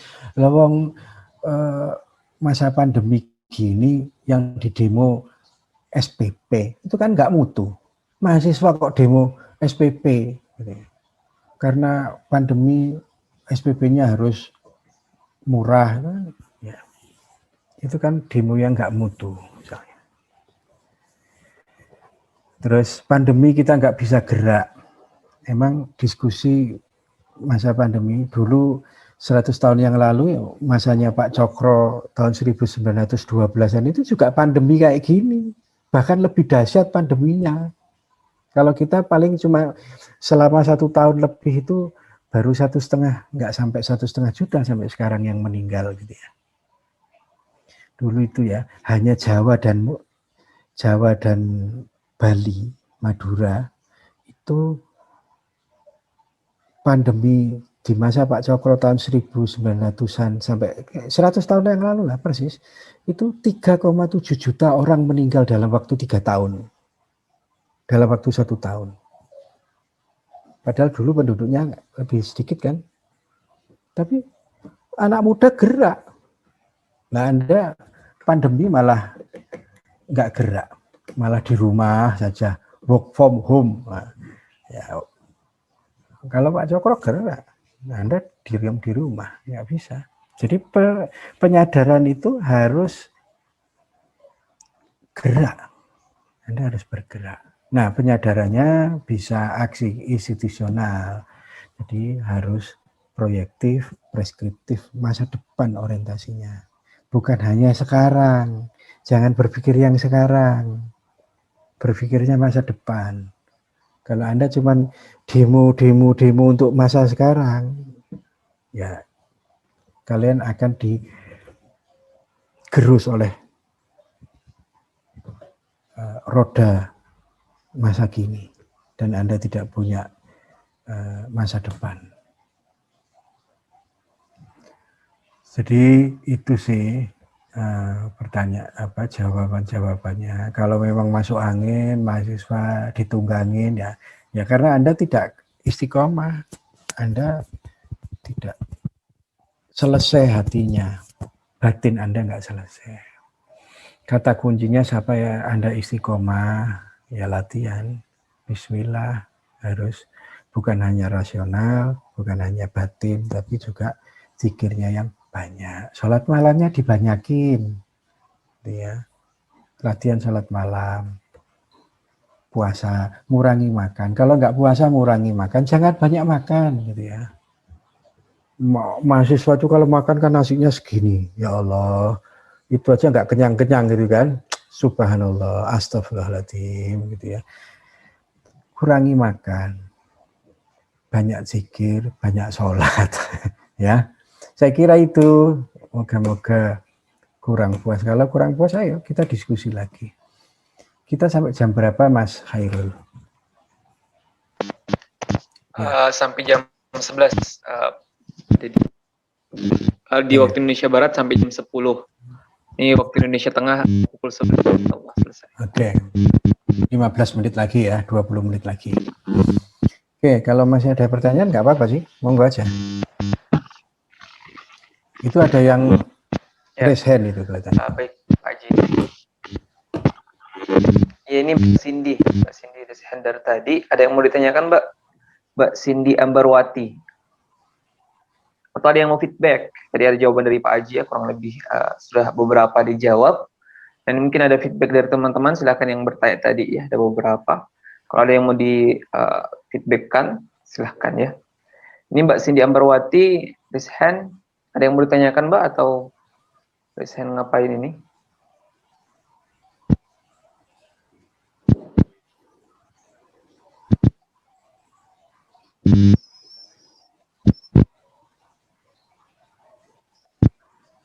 Ya, silakan dari Firdaus.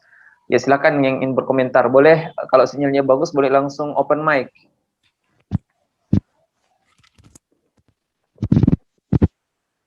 Silahkan Firdaus.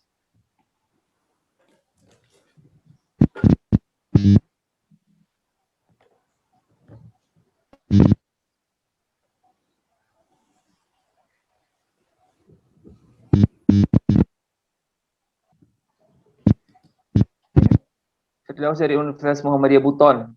Boleh berkomentar, silahkan. Mau chat room atau mau open mic, boleh, silahkan. Tadi yang raise hand Mbak siapa tadi? Mbak Cindy masih ada di room? Mbak Cindy Ambarwati.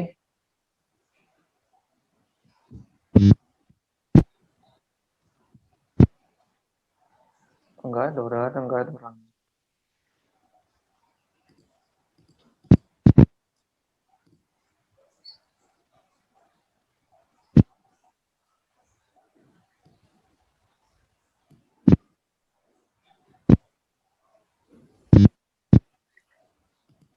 Ya, silahkan Mas Firdaus. Atau teman-teman yang lain yang masih ada yang mau ditanyakan, diskusikan, kita masih ada kurang lebih 15 menitan ya, 15 menitan untuk diskusi dengan Pak Haji, insya Allah.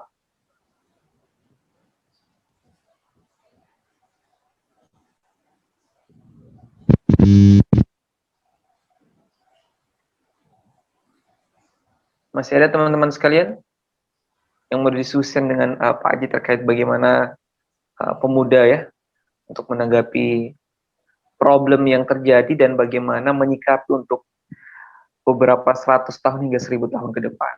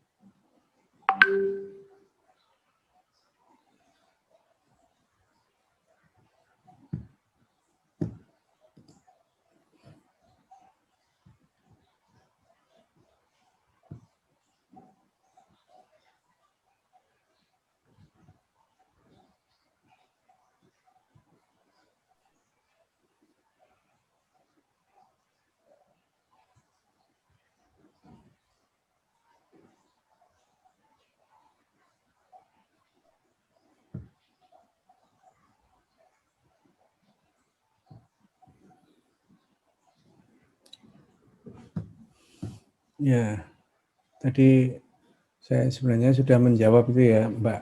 Siapa Mas Mukarroma Nasir itu Al-Mukarroma Nasir ya. Saya sudah jawab sih sebenarnya Pas Khairul gitu ya. Ya, itu tadi. Sekali lagi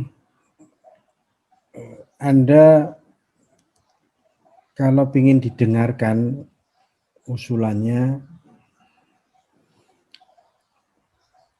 Anda harus punya kekuatan intelektual. Anda harus punya kekuatan literasi. Kalau berurusan pada masa-masa yang sekarang, melakukan kritik, kalau ada penyimpangan-penyimpangan atau sesuatu yang bisa jadi itu tidak adil untuk masyarakat gitu ya, Anda bisa mengajukan usulan gitu ya, bukan hanya demo tapi usulan. Kalau tadi pemerintah naskah akademiknya 1000 halaman, Anda harus 3000 halaman gitu ya.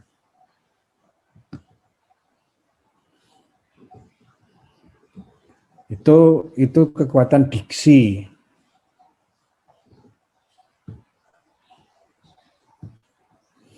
Jadi kekuatan diksi itu harus kuat.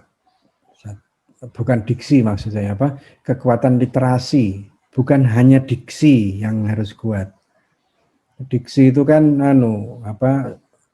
tong kosong nyaring bunyinya. Nah,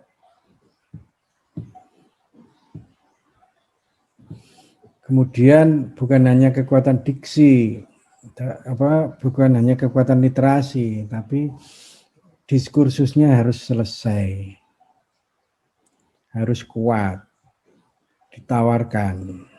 Kalau memang itu. Dan orientasinya bukan untuk kepentingan Anda. Tadi saya kritik itu misalnya bukan hanya masalah kuliah SPP yang dipikirkan, bukan itu gitu ya. Tapi yang memang itu untuk kepentingan masyarakat. Anda bisa melihat kepentingan masyarakat atau tidak, itu aja. Bukan kepentingan Anda. Tuh. Apakah kita bisa merubah Indonesia? Iya, kan Mbak Nur Amalia gitu. Bisa nggak kita merubah? Ya bisa kalau kita mau merubah Indonesia. Asal Anda itu tadi syarat-syaratnya itu kuat apa enggak. Kalau tidak kuat kita ya tadi itu Anda yang akan dirubah oleh sesuatu yang lebih jahat. Kejahatan itu yang terstruktur akan membuat kebenaran itu menjadi absurd. Dibanding dengan kalau Anda sudah yakin benar tapi Anda tidak terstruktur, ya Anda habis gitu ya. Anda tidak punya kekuatan. Saya kira itu ya. Mbak Nur Amalia tadi anunya kan itu ya. Apakah kita dapat merubah Indonesia ya? Moga-moga gitu.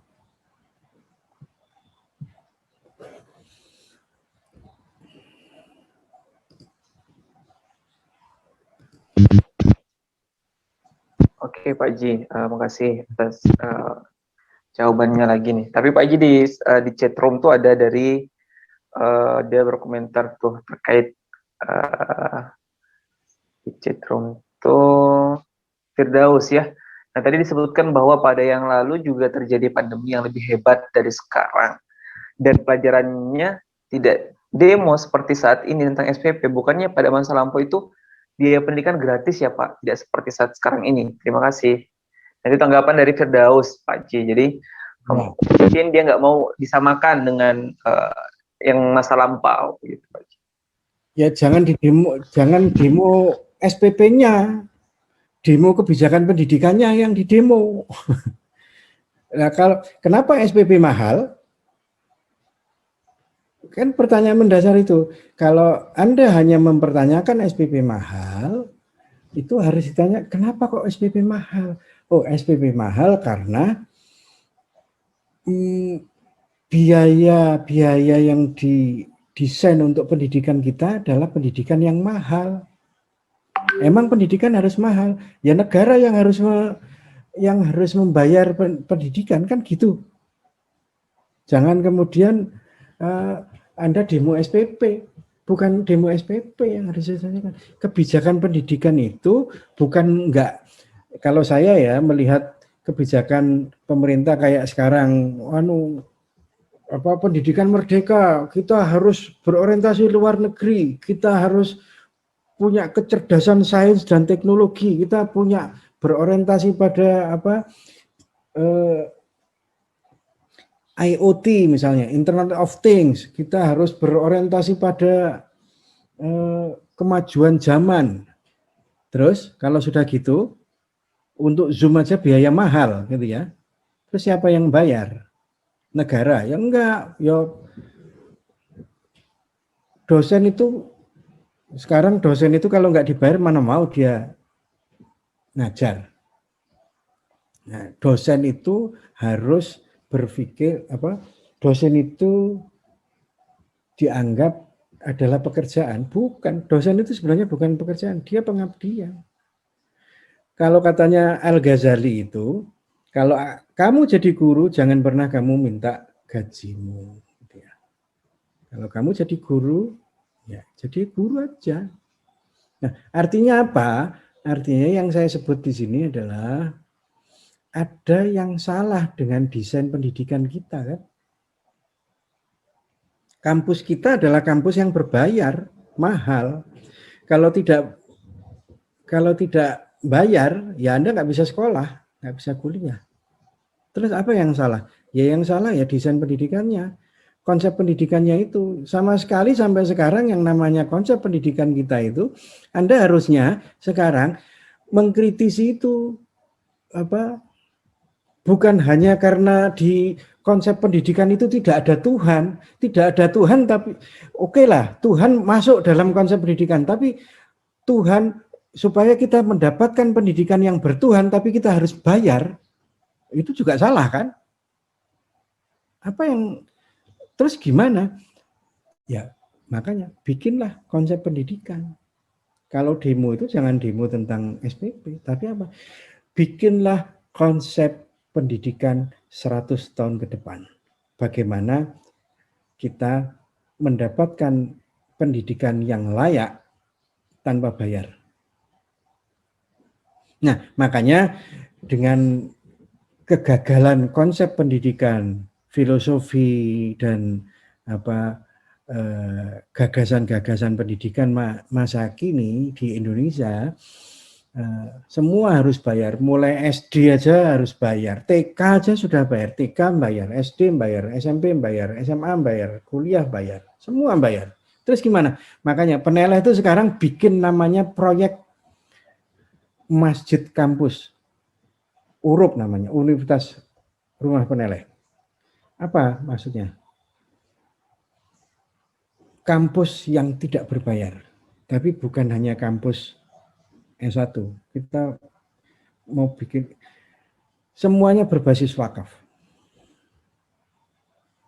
Dan yang tanahnya wakaf, pembangunannya wakaf, abdi gurunya namanya abdi guru, bukan guru tapi abdi guru. Abdi gurunya juga mewakafkan dirinya untuk tidak dibayar. Semuanya berbasis wakaf. Guru-guru, dosen-dosen mewakafkan dirinya untuk mengajar di sana secara gratis, tidak berbayar. Kita bikin, alhamdulillah, dengan niat seperti itu kita bikin desain, sudah kita nggak perlu demo, nggak usah teriak-teriak, sudah kita bikin aja kampus, kita bikin aja sekolah yang itu memang didesain tidak berbayar dan semuanya diorientasikan pada gerakan-gerakan masa depan. Nah kan gitu kan. Ya kalau Anda nggak mau bikin aja kampus sendiri, repot sekali. Terus gimana caranya nyari duit? Allah yang akan nyari duit. Allah yang akan datangkan uangnya itu. Nah ini masalah istiqomah aja. Alhamdulillah Peneleh bikin sekarang itu Masjid Kampus URUP itu di Sumbawa 4 hektar. Di Lombok ada 10 hektar. Terus ini nanti di Lamongan, di Madiun. Terus kita akan bikin kampus-kampus, sekolah-sekolah Peneleh yang tidak berbayar.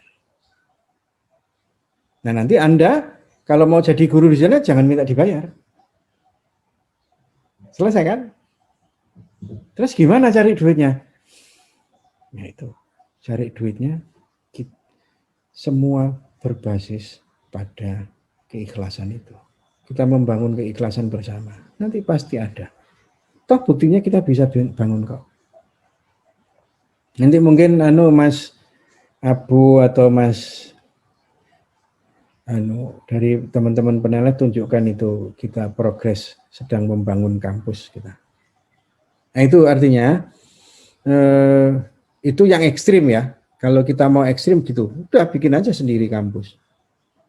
Tapi kalau misalnya Anda ingin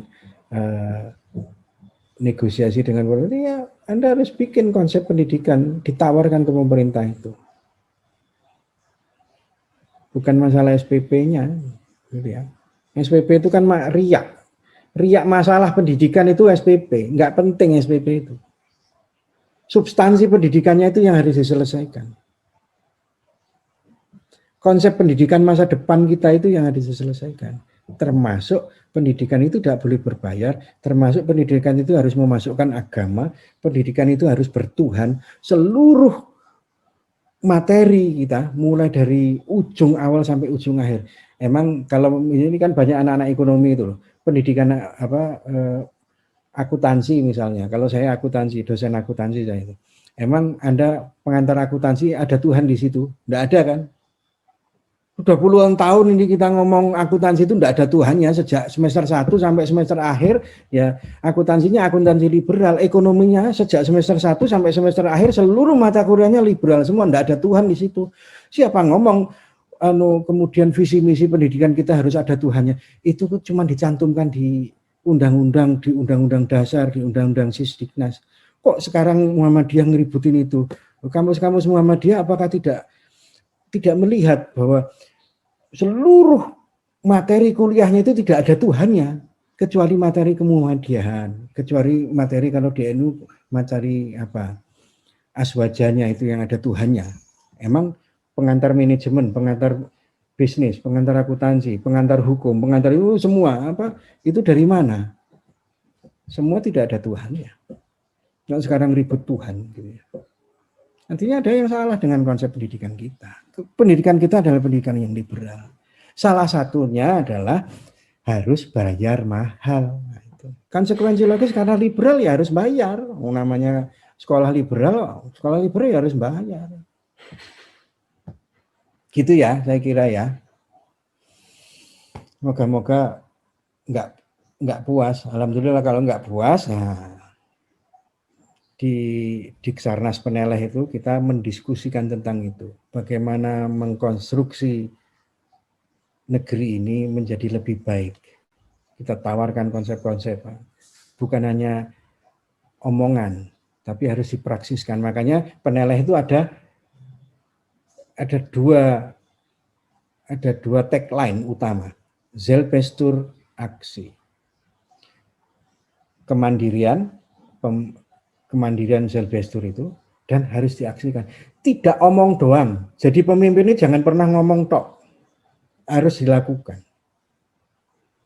Pemuda jangan ngomong tok, jangan demo tok. Lakukan. Kalau kita mau negeri kita mau mandiri, harus dilakukan. Mandiri dari diri sendiri. Jangan ngomong tok. Makanya di Peneleh Zelbestur aksi. Ya. Dan itu yang dicontohkan oleh para guru-guru the founding fathers kita dulu. Mandiri. Jangan lemah. Jangan pingin enaknya saja. Jangan nggak pernah baca buku. Jangan nggak pernah sholat. Jangan nggak pernah zikir. Itu. Saya kira itu sih semua harus dikembalikan pada kesadaran yang paling utama. Saya kira itu ya, Mas. Oke, terima kasih Pak Ji atas pencerahannya ya terkait beberapa pertanyaan dan tanggapan tadi. Mungkin waktu kita sisa kurang lebih 3 menit, mungkin ada closing statement Pak Ji sebelum saya akhiri webinar kita pada kesempatan kali ini. Dan nanti sebentar sebelum saya tutup nantinya kita akan sesi dokumentasi ya. Nanti ada Mas Fatir yang sudah siap untuk mendokumentasikan kegiatan kita. Insya Allah nanti minta tolong semuanya. Ya sebelum saya tutup itu semua mengaktifkan kameranya, open kamera untuk kita sesi dokumentasi. Ya, terima kasih untuk perhatiannya. Silakan Pak Ji untuk closing statement. Ya, negeri ini dibangun oleh para the founding fathers itu karena melihat bahwa negeri ini masih punya kekuatan terdalam negeri ini adalah negeri yang punya semangat untuk menjadi yang lebih baik. Maka proses pembangunan, proses menuju Indonesia yang lebih baik itu pasti ada dinamikanya. Pemerintah, masyarakat, itu pasti ada benarnya, ada juga tidaknya. Dan bagaimana supaya benar? Mahasiswa yang harusnya jernih melihat dengan mata batinnya. Hanya dengan mata batin yang terbaik yang bisa disuarakan oleh mahasiswa dengan ikhlas bahwa itu adalah bagian dari proses merubah negeri, bukan untuk kepentingan individunya, maka sebenarnya proses perubahan itu bisa dilakukan. Siapapun pemerintah, siapapun pemimpin, kalau kita suarakan dengan suara kebaikan pasti akan menerima, kecuali memang pemimpin yang sudah zalim. Maka kalau pemimpin yang zalim, ya tidak ada kata lain untuk perubahan. Tapi selama pemerintah masih bisa diingatkan, itu kata kunci dari pemuda. Mahasiswa wajib melakukan pengingat, menjadi pengingat bagi negerinya. Jangan menjadi penjilat bagi negerinya. Semoga kita adalah pengingat-pengingat, kita adalah nyala-nyala api perubahan masa depan. Terima kasih. Selamat menjadi ombak-ombak perubahan negeri ini. Billahi fi sabilil haq. Assalamualaikum warahmatullahi wabarakatuh. Waalaikumsalam warahmatullahi wabarakatuh. Waalaikumsalam warahmatullahi wabarakatuh. Ya, baik, Dr. Aji Dedi Mulawarman, SE, ya, yang telah berbagi kepada kita semua terkait bagaimana dormansi pergerakan pemuda Indonesia dan sekaligus solusi yang ditawarkan kepada kita semua. Baik, sebelum saya mengakhiri ya, saya punya kesimpulan ya, menyimpulkan pada webinar kali ini, yakni sebenarnya dormansi pergerakan pemuda Indonesia itu bukan pada pergerakannya, tapi bagaimana pada struktur pemikiran atau struktur cara berpikir dari pemuda itu yang masih pragmatis ya, masih politis, masih mementingkan kepentingan pribadi atau kepentingan sekelompok orang, yang nanti harus dirubah dengan apa? Kita sebagai pemuda tuh harus memiliki kekuatan intelektual ya, kekuatan literasi, kekuatan kebudayaan, dan semua itu kekuatan-kekuatan tersebut dibungkus dengan kekuatan spiritual. Ya, nanti itu akan menjaga kekuatan-kekuatan kita dan kita menguatkan, dibungkus semua kekuatan-kekuatan tersebut dengan kekuatan-kekuatan spiritual. Ya, mungkin itu kesimpulan yang bisa saya tarik, dan insya Allah kita akan menjadi ombak-ombak ya perubahan, perbaikan bagi negeri kita ini tercinta di Indonesia. Baik, sebelum saya tutup, kita dokumentasi, nanti ada Mas Fatir, silahkan teman-teman aktifkan kameranya, senyum dengan senyuman yang sangat luar biasa ya, semoga senyuman itu menjadi kekuatan bagi kita semua ya. Oke, ya, silakan Mas Fatir, boleh dinyalakan mikrofon aba-aba ya supaya kita... Ya baik, saya akan mengaba-aba hitungan 3. 1, 2, 3. Oke.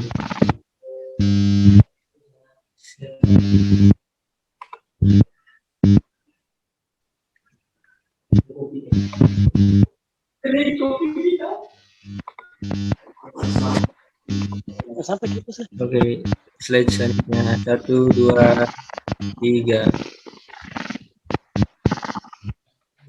Ya, sudah.